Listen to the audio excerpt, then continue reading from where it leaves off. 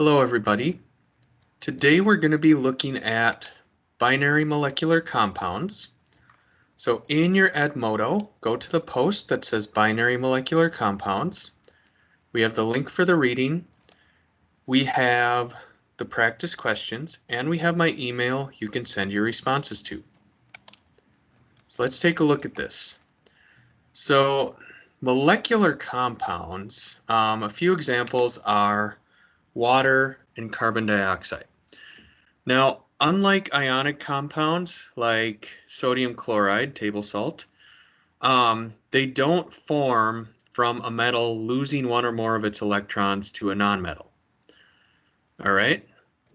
Rather, what they do is the molecules are going to share their valence electrons. Okay, and this sharing is going to be what makes the bond form between pairs of atoms. So in carbon dioxide, there are two bonds. So you have the carbon, and then you have two oxygens. All right. And of course, the larger a molecule gets, the more bonds it's going to have that are going to keep the molecule together. So how do we name these things?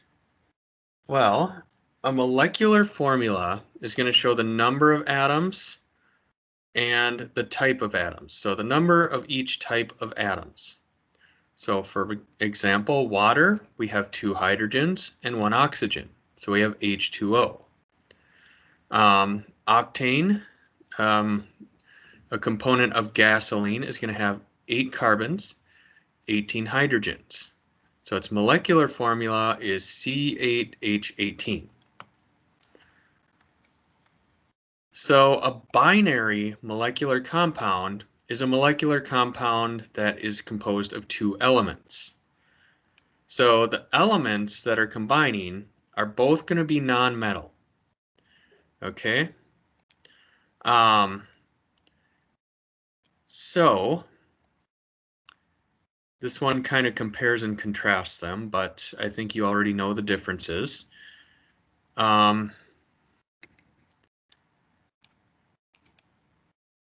So 2 non-metal atoms can combine with one another in a variety of ratios. So for example, with nitrogen and oxygen, you can have NO, you can have NO2, you can have N2O. So different ratios, different compounds. You can't call them all nitrogen oxide. So we have a certain naming systems. So we use prefixes to identify the number of atoms of each element. So these are the prefixes here up to 10. So mono, di, tri, tetra, penta, all of that. So there are rules for using the prefix system.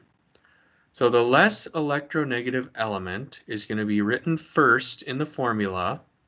There are a few exceptions. Carbon is always going to be first in a formula, and hydrogen is after nitrogen in a formula such as NH3.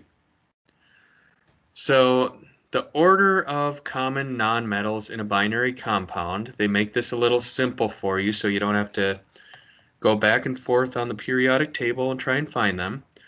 So this is from first to last, because remember, fluorine is the most electronegative element. So you go carbon, phosphorus, nitrogen, hydrogen, sulfur, iodine, bromine, chlorine, oxygen, fluorine. All right.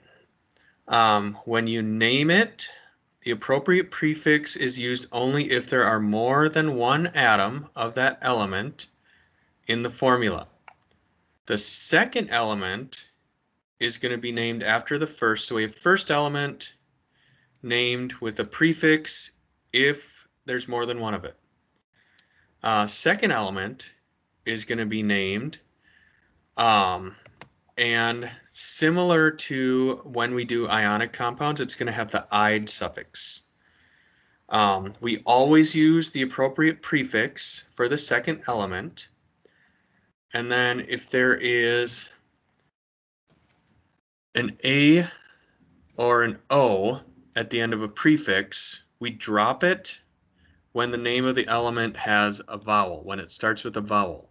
So for example, in oxygen, we wouldn't say tetraoxide, we'd say tetroxide. We drop that A. So we have a few examples of names. So nitrogen, so name of the first element, there's only one, so we just say nitrogen. Monoxide, one oxygen, so we use the mono prefix, but we drop the O, so it's monoxide. And 2O, dinitrogen, since we have two, we use the prefix di, nitrogen.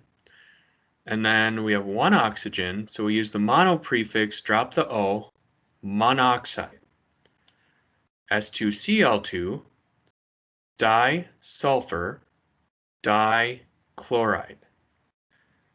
Cl2O7, dichlorine, name of the first element, heptoxide.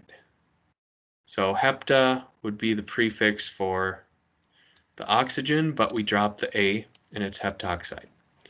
So hopefully that makes sense. And make sure you finish your questions and turn them into me.